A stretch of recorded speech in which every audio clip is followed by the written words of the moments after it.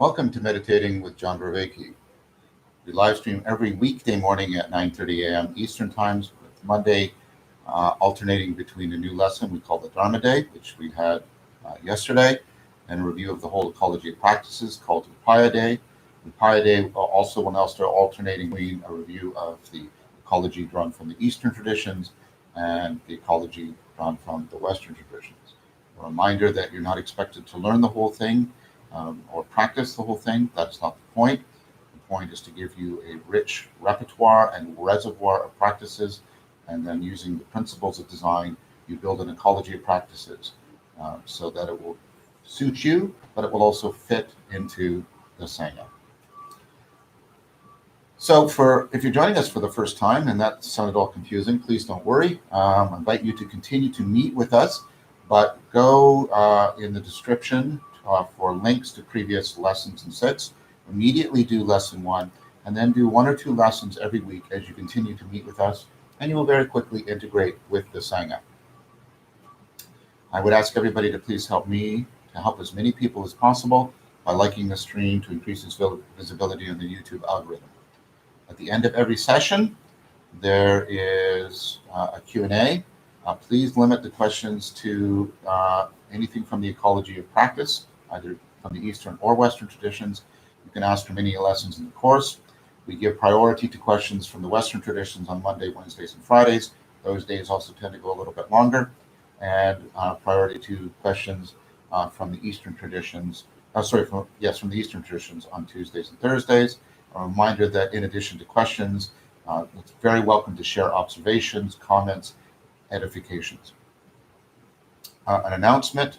I realize this is fairly short term, but there will be no class this Thursday. There will be no class this Thursday. I will not be here this Thursday. I encourage everybody to meet on the Discord server and to do a session there.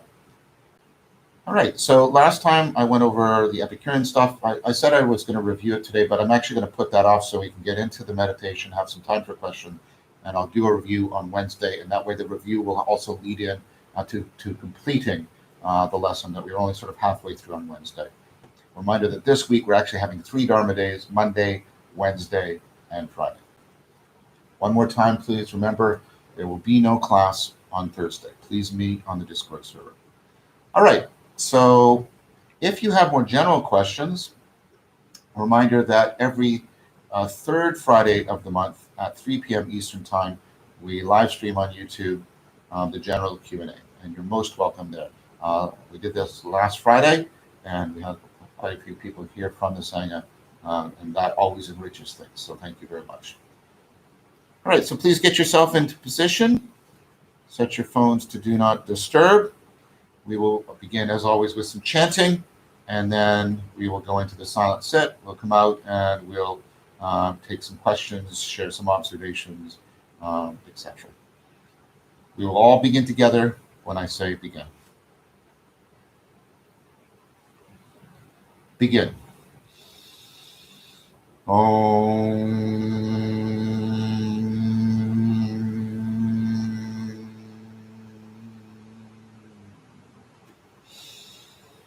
One.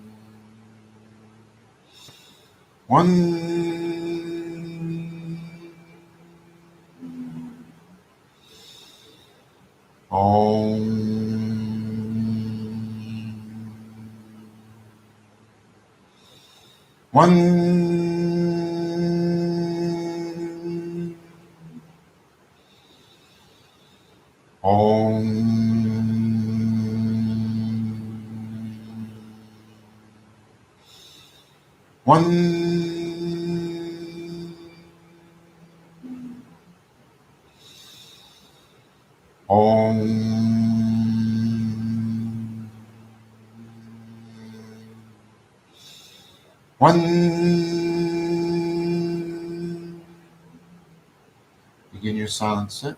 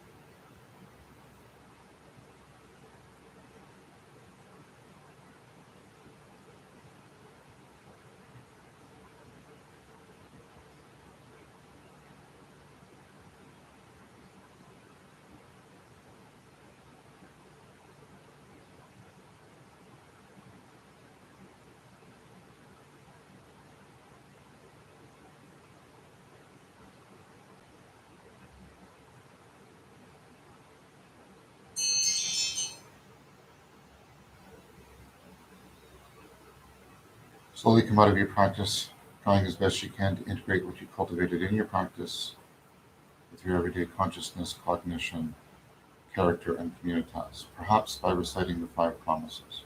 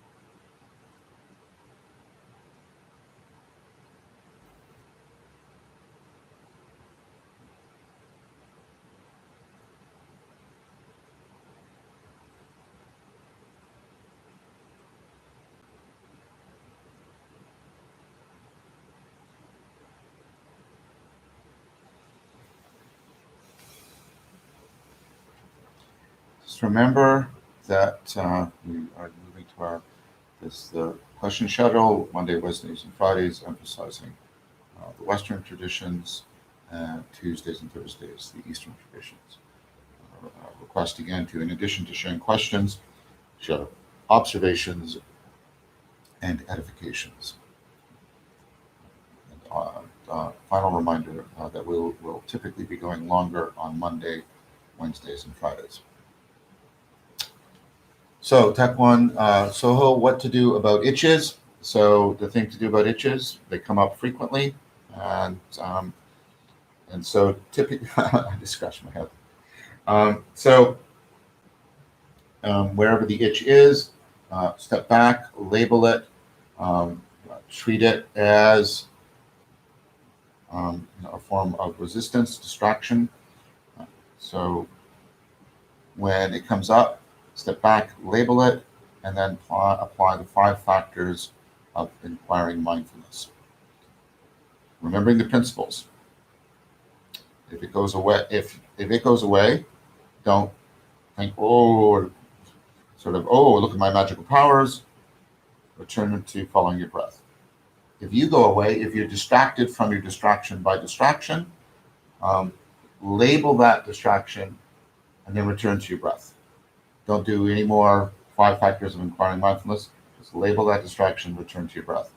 If the itch doesn't go away and you don't go away and you're applying the 5 factors of inquiring mindfulness to it, if it gets to a point where it is overwhelming you and you are no longer being educated, you are merely enduring, then wake, come out of it, open your eyes if needed. If not, right, keep your eyes closed. And listen, my itch is on my leg, then mindfully scratch. Important point about the mindfulness is, notice that if in the moment you acquiesce to address the itch, it goes away. That will frequently happen. And that tells you the nature of the itch. The itch distraction isn't because we don't quite know what causes itching in the first place, but those kinds of itches that go away once you acquiesce to break the meditation and return your awareness in some sense to the world, those itches, I don't want to use too harsh of a language, but they're basically they're tricks, right, of the habitual ego. They're tricks of resistance. They're ways of undermining your commitment to developing the habits and virtues that you're developing. Now, if when you turn to address the itch and scratch it, it doesn't go away, then there was just something there, and you scratch it, alleviate the distress, and then return to your practice. So let's review again. Label it as a distraction. If it's taking over the majority of your awareness, center stage. Apply the 5 factors of inquiring mindfulness. If you go away, return to your breath. And don't do the 5 factors on the secondary distraction. Just label it, return to your breath. If it goes away, don't grasp it as magical power. Just return to your breath. Neither one of you goes away. You get to a place where you're just merely enduring. Then mindfully scratch your itch, noticing, if you can, if the mere act of acquiescing to scratch makes the itch go away. Kira Kroger, observation. I'm noticing that some of my desires are wrapped up in an angry, super critical voice, and so sitting with that feeling is difficult, but softening, which gives me hope. Yes, Kira, I totally empathize with you. That is also that some of these desires express themselves almost in a demanding, like you say, critical or harsh voice, because they are desires that are born not just out of need or want, but they are desire. We have desires that are born also out of hurt. And this is what I mentioned last time about, we talk about, desire for pleasure and fear of pain, but the desire and fear are bound up together in important ways. And so we also desire to avoid pain. And so some of our desires can often be born out of hurt, and they can be born out of frustration. They can be born out of a demand placed upon us by a sadistic superego. So yes, and listening to them and being with them. I like the way it sounds to me like you're integrating the Epicurean practice and the mindfulness practices, which is what I encourage everybody to do. That's at the heart of savoring, for example. The way you're integrating them together, because if you set yourself into the being mode to befriend that desire in a virtuous manner, it will soften. It will soften. The voice will soften. And typically once the voice softens enough, the desire shifts. It's hard to describe what that feels like, but it goes from being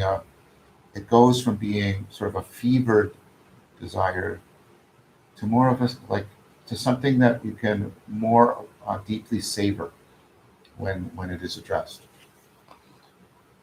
Algernon Themas, we're getting all kinds of observations, which is great. I'm finding music particularly powerful, harmony in particular. The song Aloha Ki Akua in particular resonates with me very strongly.